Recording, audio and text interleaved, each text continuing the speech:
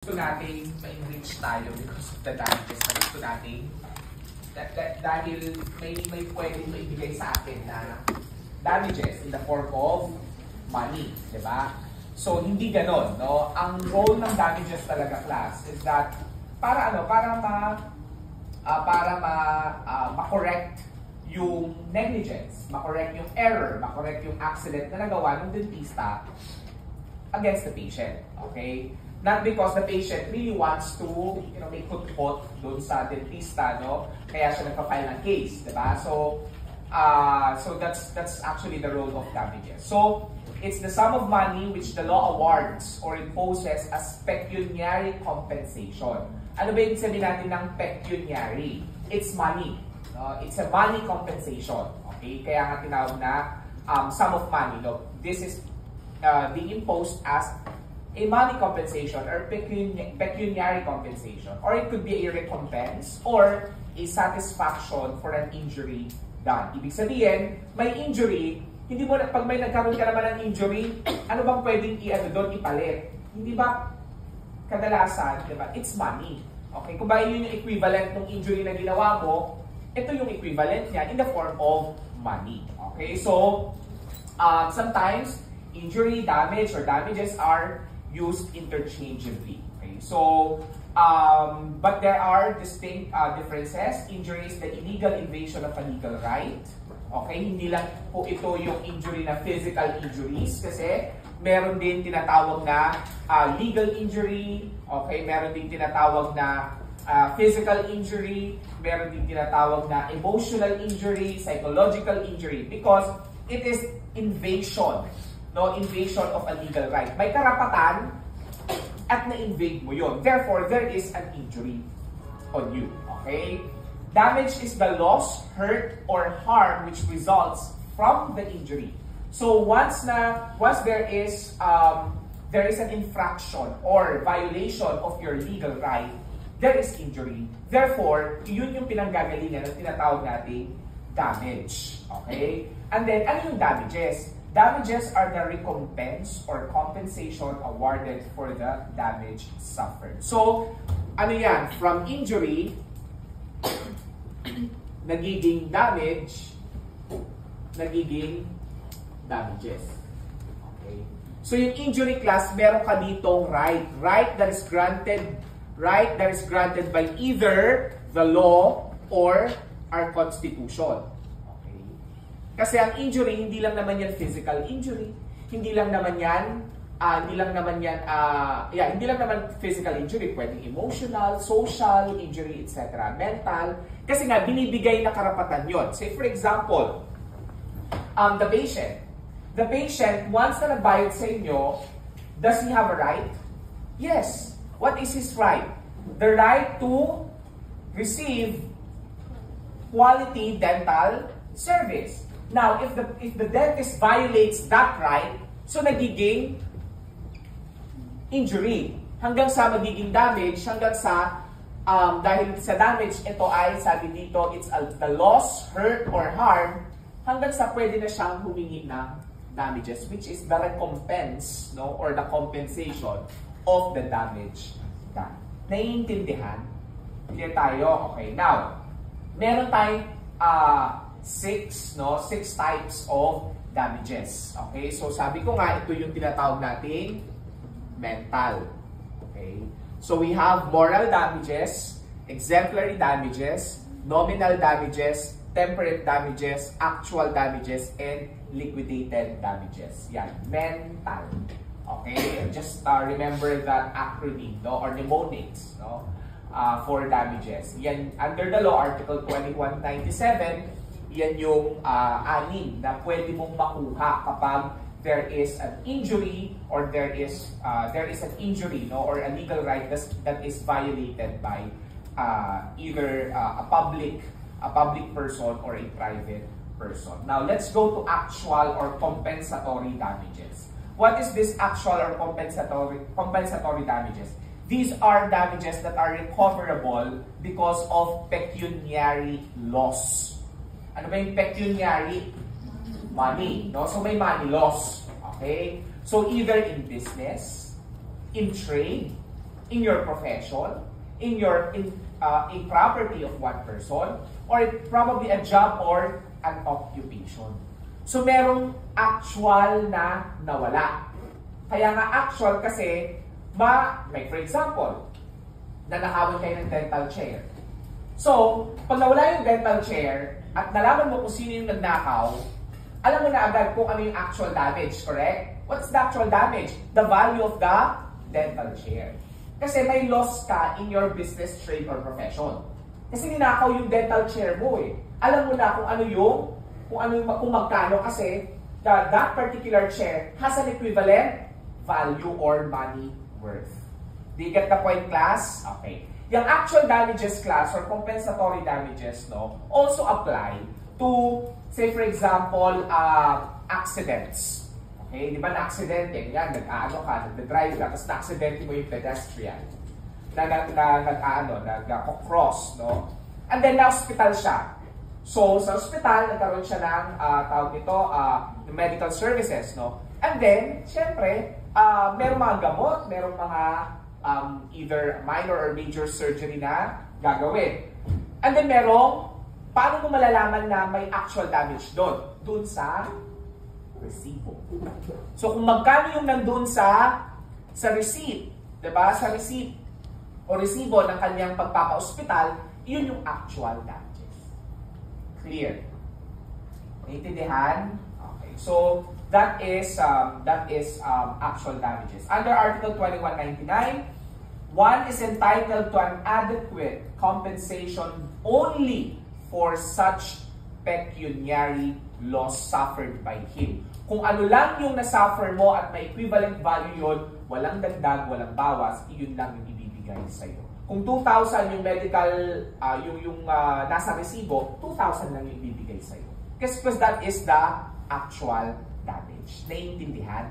Okay. Kailangan, sa korte class, ipoprove mo nga yan eh. So you are going to prove that. Okay? So, kaya ibibigay mo yung MedCert. Okay? I'll give you another example, class. Nagdadrive ka tawag dito, na bangga mo yung pedestrian na namatay. Okay? Namatay siya. And so, the victim, the heirs, no, the heirs of the victim, the one who died, filed a case against you. Okay? So, reckless imprudence resulting in homicide. Okay? So, kaya siya reckless imprudence class kasi ang krimen mo ay yung pagiging pabaya mo, not really the homicide. Okay? Kaya nga reckless imprudence resulting in homicide. Kasi nga, ang pinaparusahan ng batas ay yung pagiging reckless mo, yung pagiging imprudent mo, not pagiging negligent mo, not really the homicide. Kasi may krimen na homicide. Okay? Yung krimen na homicide talaga, ang intent mo ay makapatay. Okay? May murder, homicide, ang intent niyan, makapatay. But sa reckless imprudence resulting in homicide class, ang intent mo, to the mind of the court, ang intent mo ay makasanasa or yung kapabayaan mo. No? Yun. Kaya mababa ang reckless imprudence resulting in homicide. Okay? Mababa yung pagkakakulong. If I'm not mistaken, parang 6 months to 12 years ata. Okay, so mababa lang, no? Unlike homicide na reclusion temporal, that's 12 years to 20 years, no?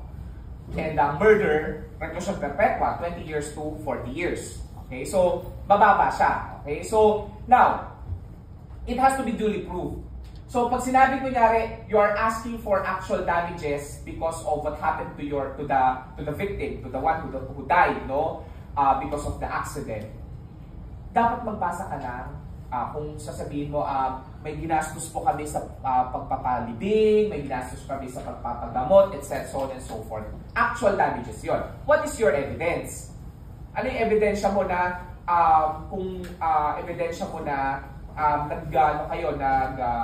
nag-spend kayo sa funeral services? Yung resibo sa funeral services. Okay? Pag hindi mo yun naipakita sa court, hindi gagrant sa'yo yung actual damage. Bakit? Kasi ang nakalagay sa batas natin, class, it must be duly proved. Okay?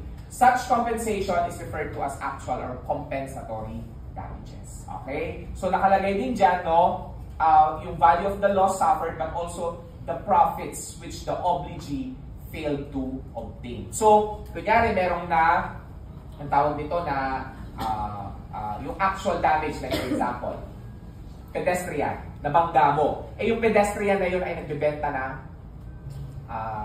tawag yung may kariton. Tapos may mga tawag dito, binibenta siya, mga say, mga fruits, diba? Prutas. Eh naano mo siya, nabangga mo siya. Eh nabangga mo siya. Bukod sa actual na kung magkano yung prutas na lahat ng yun kasi nagkalat, pati yung profit doon for that day. Okay? Naiintindihan? That is what we call actual or compensatory damage. Clear tayo? Now, doon naman tayo sa tinatawag na moral damages. Palagi nyo itong naririnig. No? Hingi ka ng moral damage. Okay? Ano ba yung moral damage na yan? No? So, if you think that you have suffered the following: physical suffering, mental anguish, fright, serious anxiety, besmirched reputation, no? Yung feeling mo na nasira yung reputasyon mo bilang dentista, kunyari. Okay? Wounded feelings, ayan. Ano pa? Moral shock, napahiya ka, social humiliation, and similar injury, then you can recover moral damages. Okay. For example, nag-file ka ng cyber libel sa isang kapwa mo dentista. Sa cyber libel class, pwedeng ang prayer mo doon o yung gusto mong makuha doon, bukod sa gusto mo siyang maparusahan sa imprisonment aspect, hingi ka rin ng moral damages. Kasi hindi ka makatulog dahil ang feeling mo, di ba, na napahiya ka, may social humiliation, hindi ka makatulog, may wounded feelings ka. Bakit? Kasi naging kaibigan mo naman siya, pero bakit ganun yung ginawa niya sa'yo? Siniraan ka niya in public, pinost pa niya sa Facebook, so on and so forth.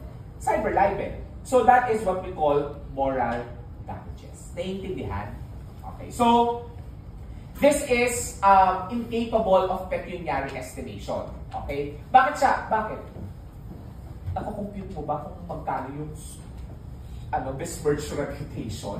Makukompute mo ba kung magkano ang wounded feelings? Makukompute mo ba kung magkano ang moral shock? Makukompute mo ba kung magkano ang serious anxiety? Hindi. Walang katumbas ang moral damages. Pero, kailangan natin bigyan ng equivalence. Okay? Kailangan natin bigyan ng money equivalent. Okay? So, moral damages may be recovered if they are the proximate result of the defendant's wrongful act for omission. So, kung iyon yung nagdala sa'yo, like for example, yung pasyente, di ba? Nag-undergo ng oral procedure sa isang dentista. At yung dentista, kumbaga na-massacre niya yung dito niya, di ba? Kumbaga parang nagkaroon ng instead of napaganda yung ngiti niya or napaganda yung ngipin niya, nasira. So kumbaga nagkaroon yun ng tawag nito, kahihiyan sa kanya kasi hindi siya makalabas ng bahay, yung pasyente, nasira, pumunta pa siya sa ibang dentista para paayos yung nangyari. Then, pwedeng yung pasyente humingi ng moral damages. Bakit? Kasi social humiliation. Anxiety pa niya na, hindi ako makalabas kasi nga ang pangit ng ngipin ko, ang pangit ng gawa. So, moral damages. Naiintindihan po ba natin? Okay. So, that's it. Now, in the adjudication of moral damages, no, in the determination of moral damages, the sentimental value of property, real or personal, may be considered. Ayan. May yung sentimental value yung property na kunyari nawala, o kaya naman nasira, pwedeng yun bigyan ng money equivalent or damage equivalent ng korte. Naiintindihan po ba natin? Now, moral damages class under Article 22-19 may be recovered in the following analogous cases, similar cases. Okay? Number 1, criminal offense resulting in physical injury. So, ayan. Nagbugbugan kayo. Dalawang dentista nagbugbugan. O, ayan. So, yung isa, pwedeng maghumingi ng moral damage. Bakit? Siyempre, di ba, wounded feelings. Diba? Kunyan, magkaibigan pa kayo, tapos nagbugbugan. Kaya may wounded feelings doon. Social humiliation, di ba? Pwede yun. Kasi nga, kakahiya, my God. Okay, dalawang dentista nagbugbugan. O kaya na, cyber libel, di ba? Oh my God, nagpaparinigan talaga kayo sa Facebook, di ba? Okay, so, quasi-delics, no? Causing physical injuries. Ano yung quasi-delics? Yung pasyente, nagpa-oral procedure sa inyo, ginawa naman ninyo, nag-cause ng physical injuries dun sa jaw or kung ano man, tawag nito, yung dyan sa oral cavity ng ng pasyente ninyo. Ano pa? Siyempre, seduction, abduction, rape, or other lascivious acts. Okay? Ano ba yung other lascivious acts? Acts of lasciviousness. So, ano ba ang acts of lasciviousness? Yung acts of lasciviousness po ay, or yung lascivious conduct na yan, no? Ay, ito yung mga, ang tawag ito, lascivious kasi means pagkamanya. Diba? So, like for example, hinawakan yung boobs, diba? Kinis mo, na without the consent, hinawakan mo yung puwet,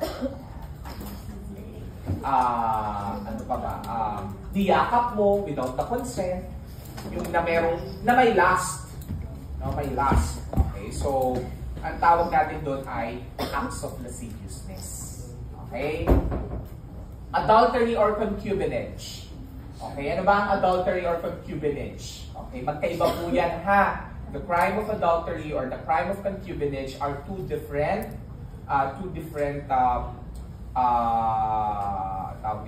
crimes, no? In adultery and concubinage class, it presupposes that both parties, no, are legally married.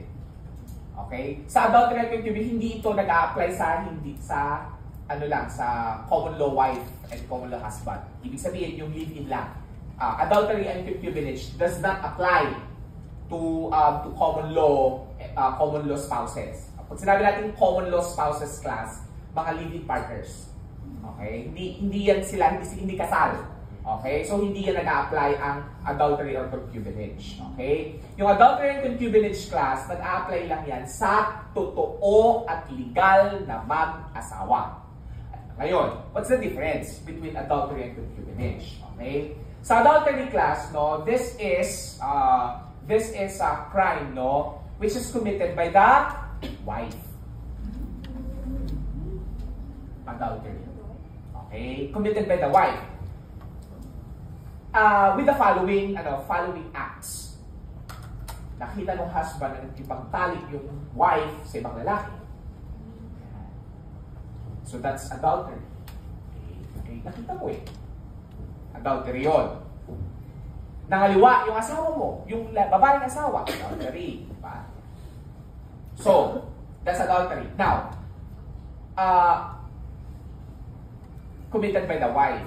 Pero pwede ba kasuhan yung kanyang kalantari? Yes, pwede isama sa kaso.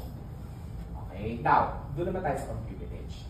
Ang concubinage class, this is an act or crime committed by the husband. Okay? The husband. Okay, so ito yung mga nakipagtalik din. Yung husband mo in a scandalous manner. Okay? Scandalous manner. Nakita mo, ibinahay niya. Hindi lang binahay. Ibinahay niya sa bahay niyo. Diba? So that's scandalous. Diba? Napaka-scandalous mo, diba? Kapal naman ang mukha mo. Binahay mo talaga dun sa home niyo, sa abode ninyo, diba? Nakakahiya. Sa family abode, diba? So that's concubinage, no? Yung husband naman ang nag-commit. Ngayon, pwede bang kasuhan nung wife, yung husband niya, at saka yung second wife, yung significant other niya, yung kalantari niya, si mistress? Yes. Ganun din kasi parehas, diba? Now, merong gender bias dito. Bakit? yung revised penal code natin may gender bias sa adultery and concubinage. Bakit? Kasi alam niyo ba na mas mataas ang penalty ng adultery kaysa sa concubinage? Okay. Mas mataas ang penalty. Okay? Yung pagkakakulong. Okay? Mas mahaba kaysa dun sa lalaki. So there's a gender bias. Until now, nandun pa rin sa ano natin, revised penal code natin. But then, so yun nga. Dapat yun yung mga pagtunan ng pansin ng ating mga kunyetang legislators, diba? Mga senador natin at mga kongresista na ipantay yun ito. Bakit sir? Bakit po ganun dati? No? Bakit ganun until now pala? No? At ganun dati at until now, ganun pa rin yung practice. No? Kasi nga, noong unang panahon, no? Nung panahon ng Kopong, okay, since time immemorial, syempre, di ba, alam naman natin, no, na ang babae ay treated as second-class citizens before. Di ba? Remember, di ba, yung right to vote nga ng mga babae, nakuha lang natin noong 1930s. Taray, nakikin natin ako, ano? Okay. Di ba? Nakikin natin talaga ako, ano? Okay. So, nakuha lang natin nung nakuha lang ninyo noong 1930s. And you had really fought for that since 1900s.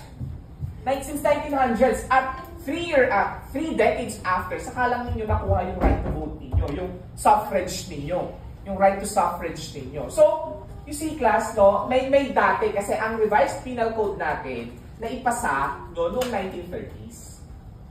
Kaya, ganun pa rin yung pagtingin sa mga babae, second-class citizen before. Okay? Well, hindi na ngayon. Pero, yun nga, kailangan nating baguhin yung mga ganito, no, na marami pa rin sa mga batas natin na medyo gender bias. Okay? So, yan, adultery and concubinage. Okay? Next, illegal or arbitrary detention or arrest. Ayan, mga illegal arrest, illegal detention, ayan, yung mga kidnapping, mga ganun, serious kidnapping, serious illegal detention, ayan. Illegal search, ayan.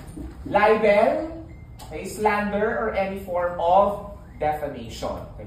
Sir, ano pong pagkakaiba ng libel sa slander?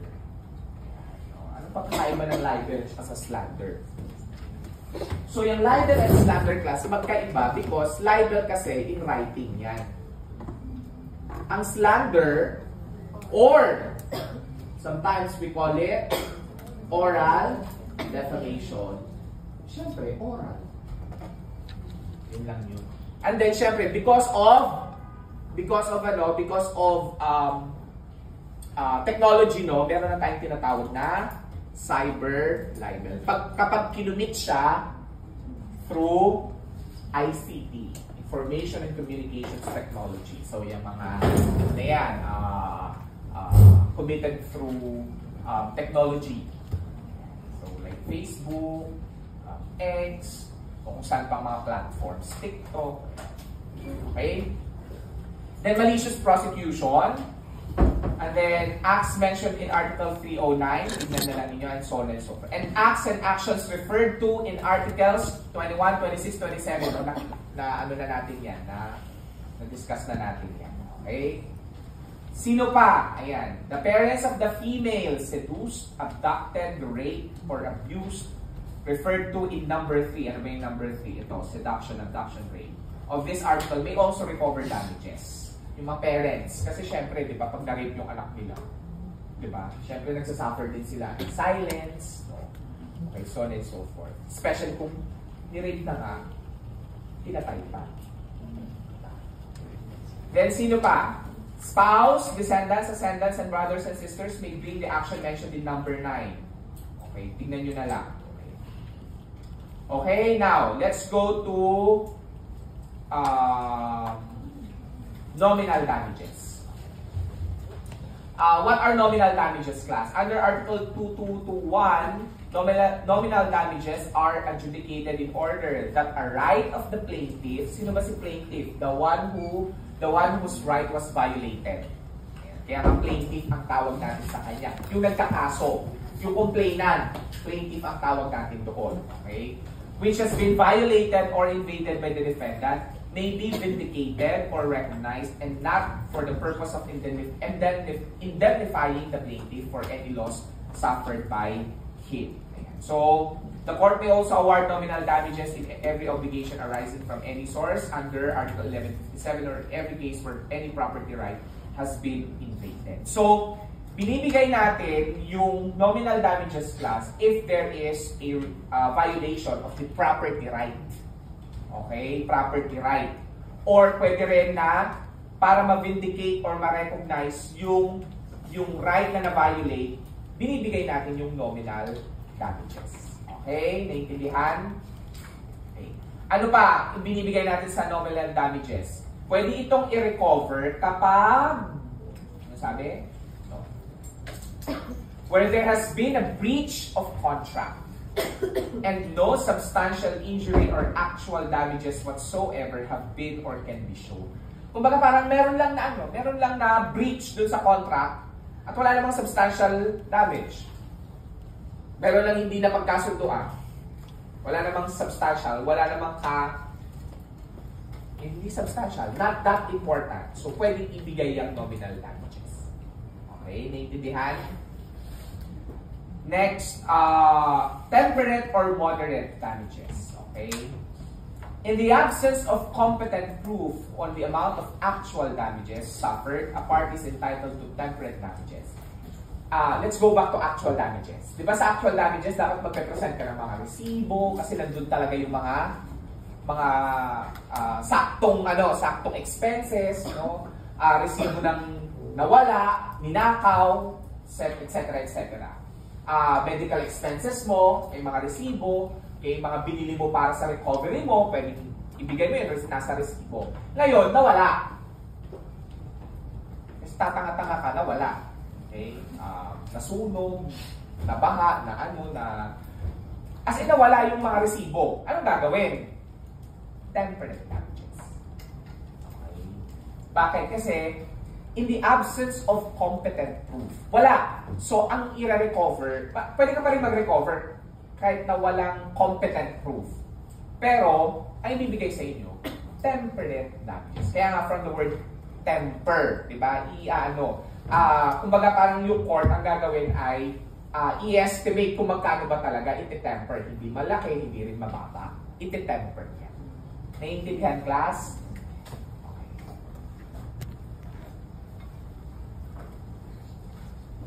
Ayan o, temperate or moderate damages may be recovered when the court finds that some pecuniary loss has been suffered but its amount cannot be provided with certainty. Hindi kaya magbigay ng competent proof. Walang resibo. So on and so forth. Okay? Sa actual damages class, pwede ring, sa actual damages, pwede kasi humingi ka dahil, di ba na aksidente ka, hindi ka nakapasok ng 5 araw, o 10 araw, o 1 month, dahil nagre-recover ka. Pwede kang humingi ng actual damages. Ngayon, ano yung proof mo sa actual damages? Payslip. Papakita mo yung payslip mo kung magkano ang per day mo. Ngayon, yung court, times, i-multiply na yun kung ilang araw kang hindi nakapasok. So, yun yung bibigyan rin sa inyong actual damages. Ngayon, sinabi mo doon na meron po akong trabaho. Isa po akong clerk sa isang kumpanya. Hindi ka nagbigay ng payslip, ng certificate of employment. Okay? Walang nakalagay doon kung magkano yung per day mo. Temperate damage. Naintindihan? Now, let's go to liquidated. Okay? Ano ba yung liquidated na yan? From the word liquidate. Okay? Di ba? Pag kayo nag-liquidate, anong nangyayari? Yung expenses. So, meron kayong budget. Ito yung tawag nito na expenses nyo, budget expenses. Tapos, ililiquidate nyo. Tama? So, liquidated damages are those agreed upon by the parties in a contract. Okay? Yung nasa kontrata. So, kung magkano yung nakalagay doon sa kontrata nyo mismo, yun yung magiging liquidated damages. Say for example, class, doon sa kontrata ninyo, no, usually, di ba, may mga long-term procedure kayo, di ba, na ginagawa sa sa mga pasyente, di ba? Yung babalik-balik siya. Like for example, yung pagpapabrace, di ba? Bumabalik talaga eh. Magkano yun ang, ano nyo? Magkano ang singil doon?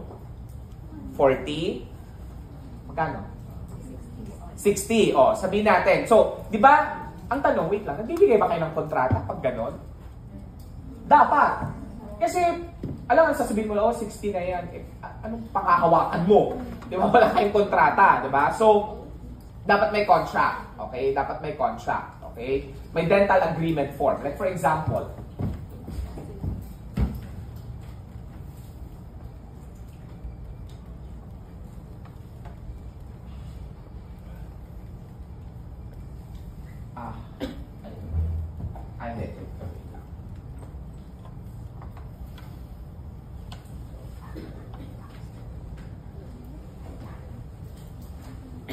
dapat meron kayo dito para merong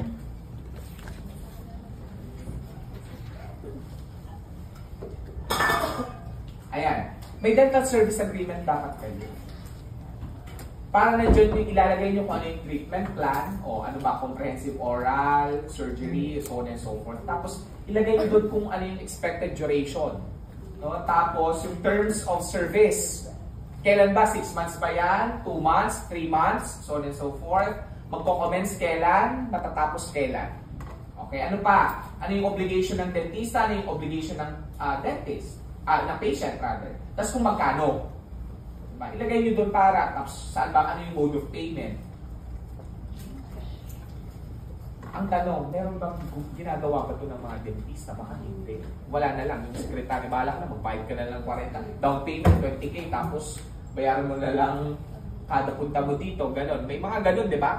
Okay, may mga ganon dentista. But if I were you class, you have to make dental service agreement. Okay, magkaroon dapat kayo ng service agreement. Bakit? Para merong proof. Okay, ngayon, sabi natin yung liquidated. Kunyari, ito na yung this is the contract between you and the patient. Okay? Nilagay mo dito na total cost is, say, 60,000 kasi brace, pagpapabrace. Okay? So, nagkaroon ng violation. Na-breach yung contract. Okay? Na-breach yung contract. Ngayon, gustong i-refund. So, dahil gustong i-refund yung binayad sa'yo, dahil ang nasa kontrata ay 60K, yun yung liquidated damages. Naintindihan? Because that is in the stipulated in the contract. Now, naglagay ka nga ng ganyan. Kaso wala yung fees. O anong damage ang kukunin mo? Anong damage ang kukunin mo? Temperate o nominal?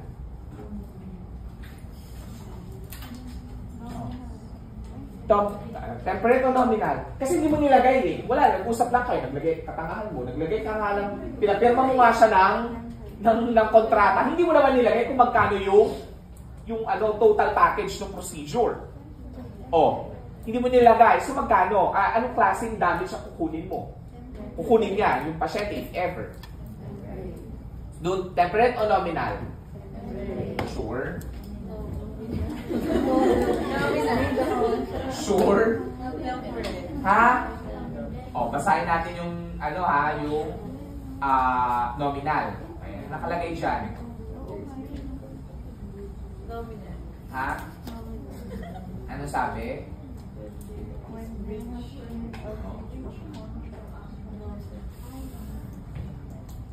So, nominal. So, nominal. Kasi nga, when there has been a breach of contract, pero no substantial injury. No? So, nominal. Okay, naiintindihan? Next. Exemplary or corrective damages. Okay. So, they are imposed by way of example or correction for the public good. Okay? Binibigay yung damage na yon para magsilbing magsilbing lesson sa public na wag mong gawin ito. Corrective damage ang tawag natin doon, or exemplary. So in addition to moral, temperate, liquidated, or compensatory, the award of exemplary damages is allowed by law as a warning to the public and as a deterrent against repetition of social deleterious actions. This, ibinibigay ito so that the dentists may be warned that ito ang mangyayari sa iyo kapag ginawa mo yung ginawa ng dentista ito. That is what we call exemplary or corrective damages. Naintindihan? Oh, yun na. Tapos na. Now, let's go to criminal liabilities.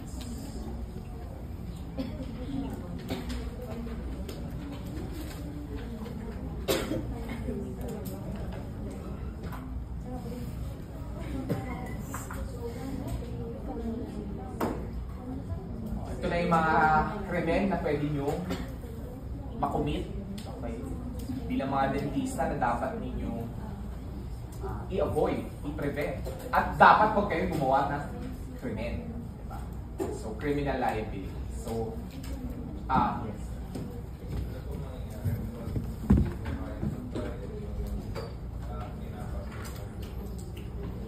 As sa civil actions, yung damages. Like for example, yung dentista hindi nagbayad. Pag yung dentista hindi nagbayad, okay, dadalhin niya sa sheriff. Kaya magpapa-writ of execution kay. Ibig sabihin, ito yung decision. Ito yung decision, tapos nakalagay doon, the complainant shall also be awarded with the following damages. Moral damages, 50,000. Temporary damages, exemplary damages, 50,000. So on and so forth. Okay? So ano mangyayari doon? Mag-execute ngayon ng writ of execution para ma-execute yung yung decision na to doon sa decision. Paano kung binabayad? Pwedeng i-garnish yung properties ng dentista. Kung ano yung mga properties na meron siya. Okay? I-garnish yun. I-levy yun. Ano ibig sabihin doon? Yung sheriff pupunta sa kanya, tapos kukunin yung mga gamit, tapos ibebenta yun. I-auction sale, judicial sale. Tapos, yun yung pagbabayad doon sa pasyente. Yun yung auction. Okay? Pwede rin actually, i-check yung bangko. I-check kung merong laman yung kanyang Paano po pag wala talaga? Ha? Pag wala po talaga. Hintayin yung pasyente, yung nasaktan, kung kailan siya magkakaroon. Kasi kailangan ma-enforce pa rin yun. Kasi yun yung decision. Okay? So, there. Okay, may tanong pa? May tanong?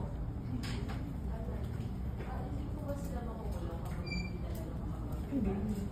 Kasi remember, wala nang kukulong sa utang. Kung baga parang, dahil yung award ng damages na yan, parang naging utang na siya.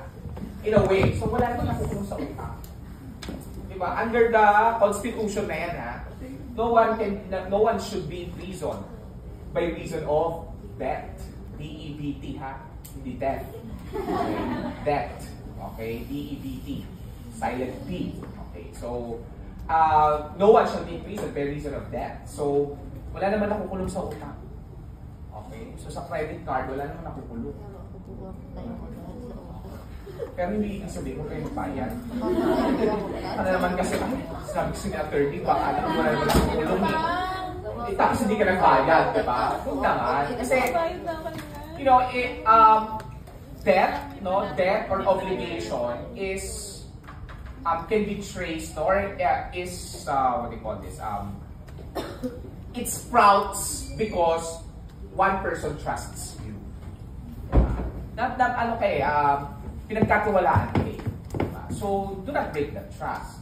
Okay? So, parang yun, kung wala namang nakukulong doon sa damages na hindi nabayaran. Okay? Pwedeng lang yun nga, nandun siya na parang may utang ka. Diba? Na kailangan mong bayaran. Okay? Naintindihan? May tanong pa bago tayo pumunta dito sa krimen? Meron? Wala? So, dito tayo sa criminal liabilities. Okay. So, actually, kasi wait lang. Kung ilan pa yung modules natin. Code of Ethics. May taxes pa pala tayo. Meron pang 3.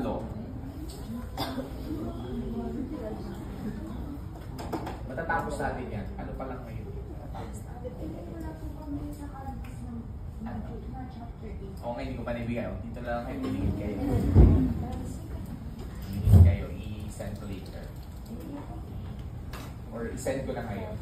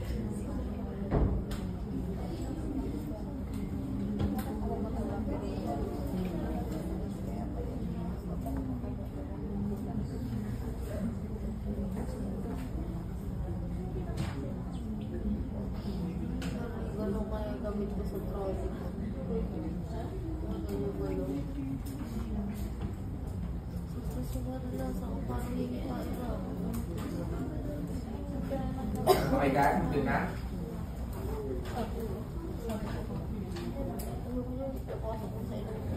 Doon na.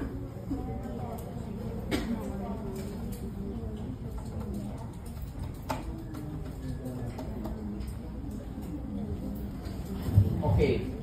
So, ulitin ko ulit ha. One wrong act may result in 3 aces, diba? Tapos na tayo sa admin. Tapos na tayo sa civil. Nandito na tayo sa criminal. Sa criminal na tayo. Sa criminal liabilities. Okay. So, dental professionals class are not only prone to civil liabilities but also to criminal due to the nature of their profession. So kailangan maalam din talaga kayo sa at least yung basic fundamental sa basic knowledge on criminal law. Okay? So bakit? Kasi syempre para ma-avoid nyo yun, di ba? Malay nyo meron na pala kayong nakukommit na crime na hindi nyo alam. Di ba? So like for example sa Generics Act, no? Generics Act. Yung Generics Act class of 1988 ata. Anong nakalagay doon? Di ba you have the power to, as dentists, you have the power to prescribe medicines, di ba? Okay. Ngayon class, no, may mga, pag sinabi natin kasing drugs, no, we're talking about medicines, di ba? Okay, drugs, medicines. And may mga, dapat yung mga drugs or medicines have to be approved by no less than the Food and Drug Administration, FDA. Kapag ang isang medicine hindi yan approved ng FDA, it becomes illegal. Kaya tinatawag na illegal drugs. Okay? So, under generics, no, or under Generics Act class, pag ang isang dentista nakapag-prescribe ng isang gamot na hindi approved ng FDA class, patay ka. May crime committed ka doon. Bakit? Kasi illegal drugs yung prescribe mo. And you will be held liable for Comprehensive Dangerous Drugs Act. Okay? So, pwede ka makulong. Illegal drugs. Pero merong caveat yung sa Generics Act. Nakalagay doon. Dapat, kapag ang dentista nakapag-prescribe ng isang gamot na hindi pa approved ng FDA, ng Food and Drug Administration, anong gagawin ng dentista? 3 days after, within 3 days, no, upon the prescription of that drugs, dapat sabihan mo ang Department of Health.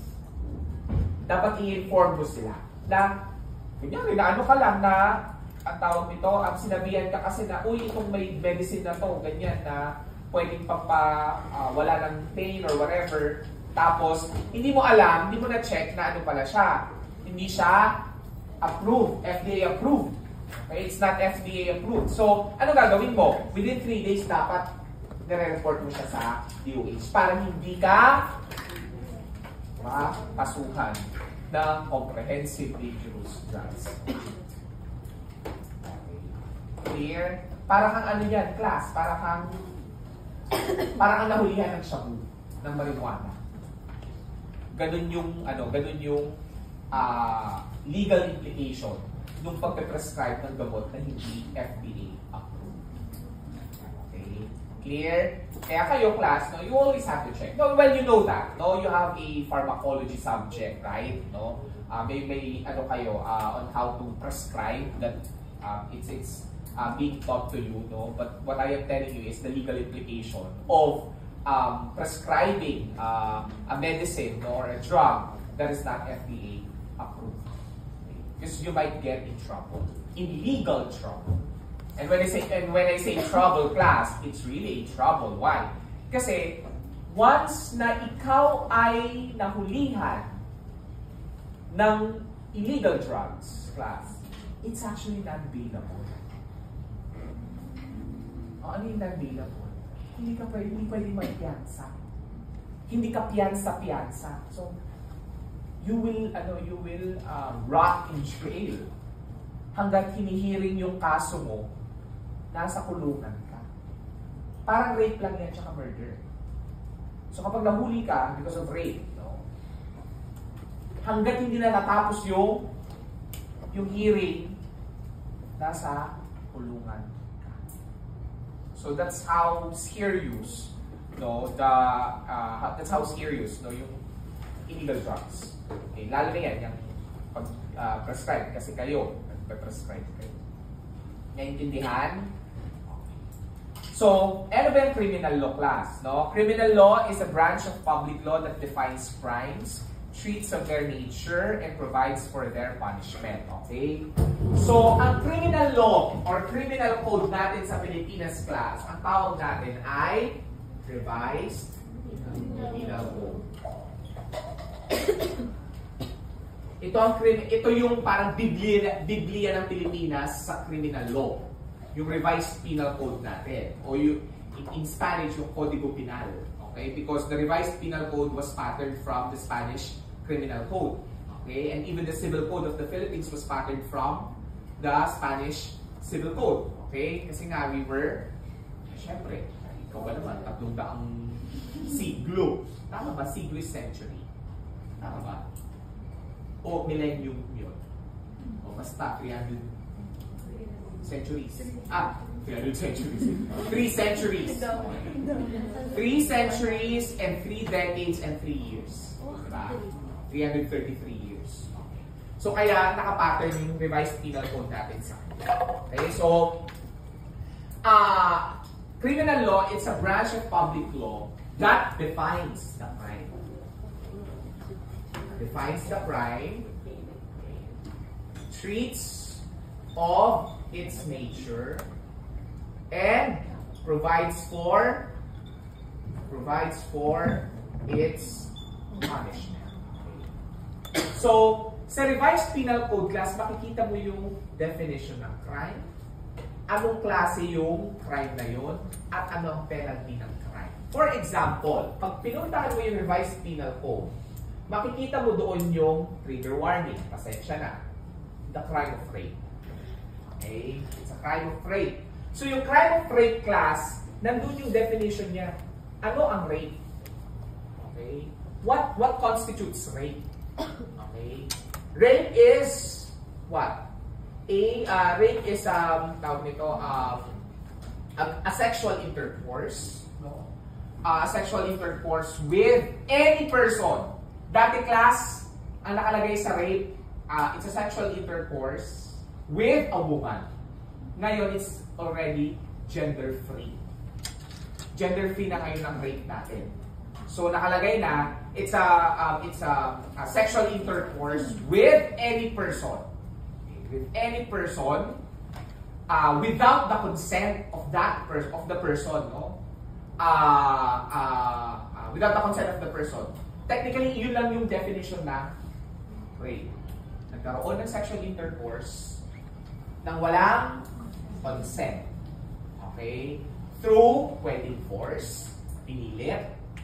Through violence, pinutukan ka ng baril. Okay? Makipag-sex ka lang sa akin. Okay? Unconscious or deprived of reason. Parehas lang yun. Unconscious or deprived of reason. Ibig sabihin, natutulog ka, nirape ka. Or lasing ka, unconscious, nirape ka. Okay, rape yun. Okay? So, yun yung rape. So, naka-define doon yung rape.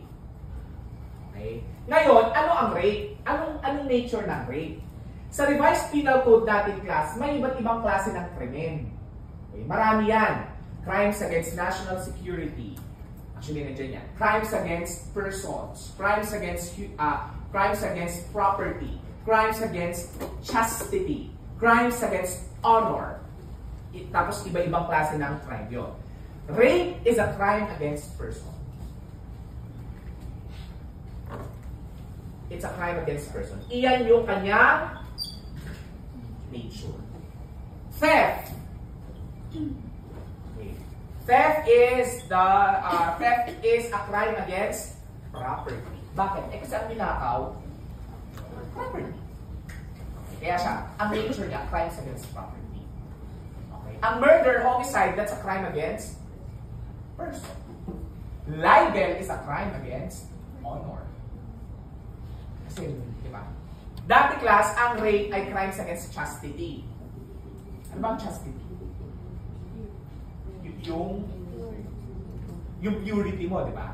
Pero, nilipat. So, nagkaroon ng bagong batas, nilipat siya, crimes against person siya. Okay? So, that's the nature. Ito yung sinasabi natin, traits of its nature. Kumbaga parang may category ang mga krimen. Okay? Acts of lasciviousness, that's a crime against chastity. Okay? Kasi yan, pagkaman na, hinawakan yung boobs. Okay? Hinawakan yung kinis ka without the consent. Hinawakan mo yung puwet. Ano pa? Hinawakan mo yung private part. That's acts of lasciviousness. Okay? I'm sure, tawa kayo ng tawa dyan, I'm sure ginagawa niyo yung magkakaibigan. Di ba? Kaya magkakaibigan, ganyan. Diyos ko, Lord. Alam ko yan. Bigla na lang. Ginaganyan. Di ba? Wala namang ano yun. Di ba? Wala naman siyang, hindi naman siya lascivious. No? Kaya magkakaibigan, no? Hindi siya, pero mali pa rin class. Okay, mali pa rin. Okay, mali pa rin. Or minsan, di ba, naglalakad kayo, bigla na yung kaibigan mo, ginaganon yung kwento. Si Clark! Okay, so, pero boys, huwag nyo gagawin sa babae yan, ha? Okay, pwede kayo makasuhan dyan, okay? Anyway, so yun yung ibig sabihin ng traits of its nature. Yung provides for its punishment class. Ayan, so sa Revised Penal Code, nandun din yung penalty ng rape. Ano yung penalty ng rape? Reclusion perpetua. Okay? So, reclusion perpetua is 20 years and 1 day to 40 years. Class, magkaiba po ang reclusion perpetua sa life imprisonment. Magkaiba po yun. Ang reclusion perpetua ay hindi life imprisonment. Bakit? Kasi may duration eh. 20 years and 1 day to 40 years. Ang life imprisonment, yun talaga, habang buhay na pagkakakulong. Ang reclusion perpetua, meron ka pa, 40 years. Eh kung aabutin mo yung 40 years na nasa kulungan. Diba? Like for example, nag-rape ka ng 60 years old ka na. Tapos guilty ka ng rape, 40 years. Ano yun? So ibig sabihin, mamamatay ka na sa kulungan. kaya siya laging na pag nami-mix class ang reclusion perpetua sa life imprisonment. It's because yung perpetua kasi, di ba? Perpetual. Di ba? Kaya feeling nila lifetime yun. Di ba? Okay, yun. So that is what we call the criminal law. So naalam nyo na ha, it defines the crime of rape, it defines the crime, yung nature niya, ng classification ng crime na yon, at nandun din yung kanyang punishment. Naintindihan? Okay. Tingnan natin class, no? Let's look at the revised penal code. So sa revised penal code class, makikita mo dyan, this is the revised penal code. Ayan. So, makikita mo, punta tayo sa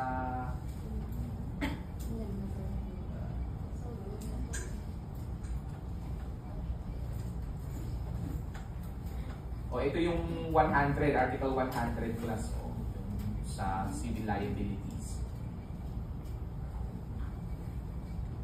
Ayan. So every person criminally liable shall also be civilly liable. Nandiyan yan. Punta na lang tayo sa crimes.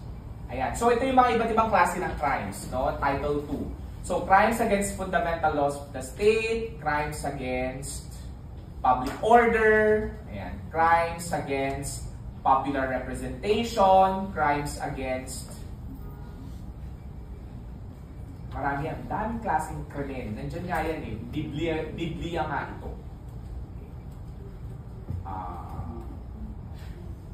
Ayan, crimes against public morals. Ayan. Ano ba yung mga crimes against public morals? Gambling. Sugal. Okay. Ano pa? Betting.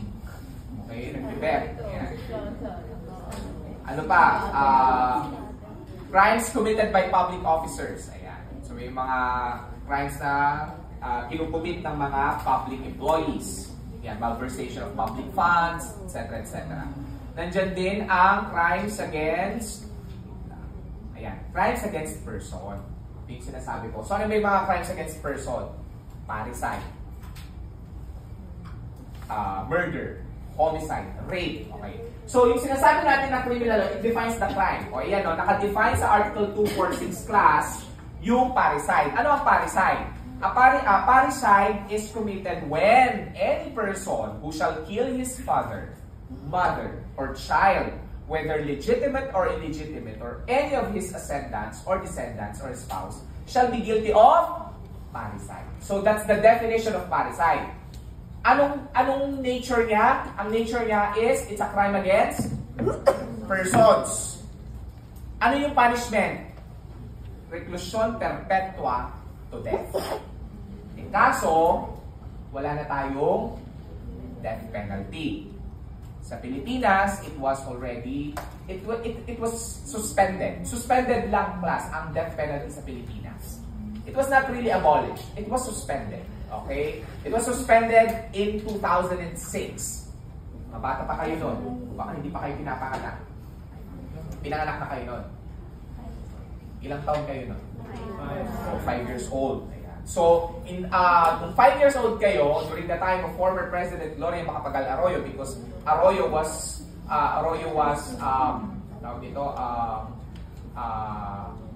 against death penalty. So, yan yung wala nang death penalty sa Pilipinas. Okay, na-suspend siya. So, ngayon, ang punishment ay reclusion perpetua.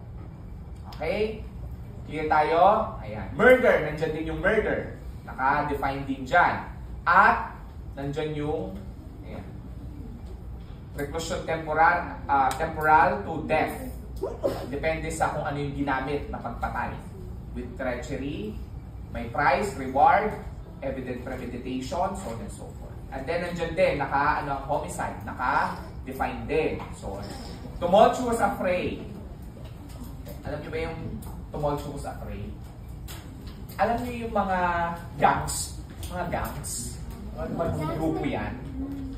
Tapos di ba sa kalsada lang, nagrarambolan sila. So, hindi mo na alam kung sino nakasaksak sa'yo, hindi mo na alam kung sino yung nakatama sa'yo. Ang tawag natin dyan ay tumultuous afraid. Kasi hindi mo na alam eh.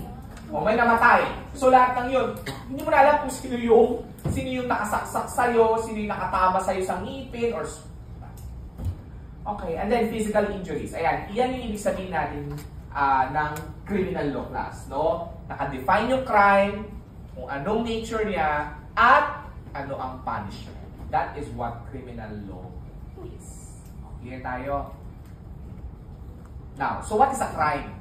A crime is an act committed or committed in violation of public law, forbidding or commanding it. Ayan. So, it's an act. And remember, an act may be what? A commission or commission. Ano yung commission? Ginawa mo, commission, hindi mo ginawa.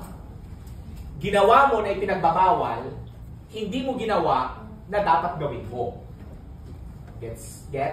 Kaya siya, this is a crime. For as long as there is a law that prohibits or commands it. Sinasabi ng batas na gawin mo pero hindi mo ginawa, crime. Sinasabi ng batas na huwag mong gawin pero ginawa mo, crime. Example, sinabi ng batas huwag kang papatay. Commission, tama? Eh ginawa mo, commission. Okay, tama? Clear? O, how about omission? Sinabi na gawin mo pero hindi mo ginawa. Payment of taxes. Sinabi ng batas, uy, magbayad ka ng tax. Eh, hindi mo ginawa. Sorry. Tax evasion. O, naintindihan? That is what we call crime. Okay. Now, what are the sources of criminal law? Saan ba natin makikita yung mga iba't ibang klase ng krimen? Okay, so nandiyan yung revised penal code natin. Okay, sabi ko nga sa inyo, di ba? It was passed in 1930s. So, hindi pa tayo, mga magulang hindi pa, baka lolo ninyo hindi pa pinapanganak niyan. Di ba? Yung lolo ninyo. Okay, so, tatay ko hindi pa pinanganak niyan. 1932. Okay. So, panahon yan ni Librada Avellino. Panahon ni Carmen de Luna. My God, mga ano natin, founders natin. Diba? Kasi namatay si Librada Avellino 1936 pa, or 1946, 56, gano'n. Ayun. So, imagine mo panahon nila yan. Kodigo Penal. Okay. Then, special penal laws, no? Those crimes that are not found in the RPC are in the other special penal laws. Okay, say for example,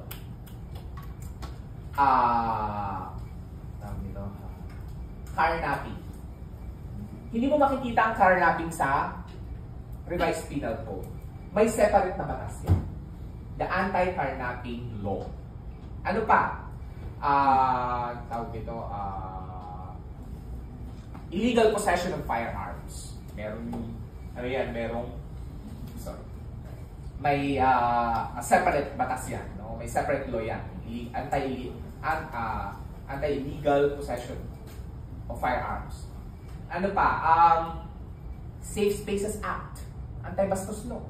Wala naman yung krimen dyan sa Safe Spaces Act. Wala sa RPC. Diyos ko naman, 1930s, sa tingin mo nandun yun. Wala, di ba? Eh, kailan lang ba naisa batas ang anti-bastos law? Noong 2018. Di ba? So, special penal law. Ayan, example natin. Ano pa? Ayan, anti-VAUSI. No? Anti-violence against women and their children. Wala yan sa RPC. Ano pa? Ayan, Safe Spaces Act. Ano pa yung mga ibang source? Penal presidential decrees issued during martial law. Class, pag nakakakita kayo ng PD, I'm sure, no? Nakakita kayo ano ba yung presidential decree na yan? Batas yan. Okay, batas yan. Di ba ngayon ang tawag natin is Republic Act? Di ba RA ngayon, di ba? Tama? Okay. O kaya naman batas bilang pambansa. Ganyan. Pero kapag nakakita kayo ng batas na ang title ay PD o Presidential Decree, these laws were passed during martial law. Remember, ang diktador na si Marcos ay siya na nga yung presidente, siya pa yung taga-gawa ng batas. Okay. So, di ba lahat ng concentrated ang power sa kanya. Kaya, presidential decree ang tawag natin. Okay? Ano yung mga, ano yung mga PD? Ayan, ito pala. PD 1866, no? Illegal or unlawful possession of firearms. Ano pa? Anti-piracy and anti-highway robbery law. Yan. So, PD 532 yan. Panahon yan ni Marcos. And then of course, mga local ordinances, no? Provincial ordinance, municipal ordinance, city ordinance, barangay ordinance. Ayan. So, these are ordinances enacted by the local government units. Okay, mga munisipyo ninyo, city ninyo, provinces ninyo, barangay ninyo. Okay, tayo? Sige, stop muna tayo doon. Basahin nyo yan, ha?